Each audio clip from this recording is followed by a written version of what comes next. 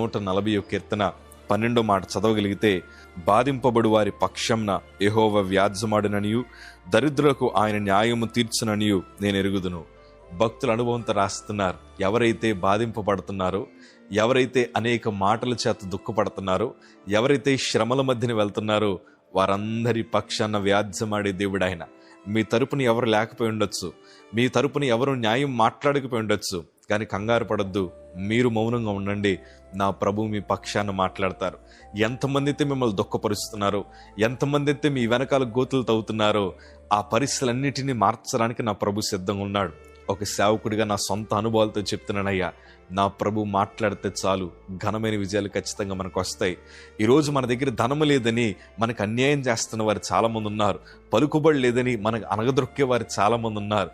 అది సొంత కుటుంబం అవడం ఇప్పుడు చాలా బాధాకరమైన విషయం. అన్నదమ్ముల మధ్యన ఆస్తి గొడవలు వస్తున్నాయి, కుటుంబాల మధ్యన లేకపోతే డబ్బులతో తగాదాలు వస్తున్నాయి. ఏం చేయాలో అర్థం కావట్లేదు. కొంతమంది అంటున్నారు కదా, నా సొంత అన్న, నా సొంత చెల్లి నన్ను మోసం చేసిందయ్యా, నా దగ్గర ధనము లేదని నన్ను చాలా అనగదొక్కుతున్నారయ్యా, ఏం చేయాలో అర్థం కావట్లేదని కొంతమంది బాధపడుతున్నారు.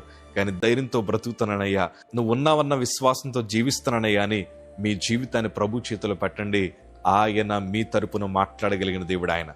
మోషే తరపున దేవుడు మాట్లాడారు, దావీదు తరపున దేవుడు మాట్లాడారు.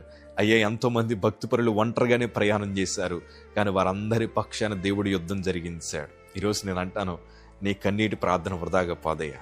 నీ బాధ దుఃఖం ప్రభువుకు చెప్పి రోజు నా ప్రభు నీ బ్రతుకులో నూతన కార్యం జరిగించి నీకు న్యాయము తీర్చగలిగిన దేవుడు ఆయన.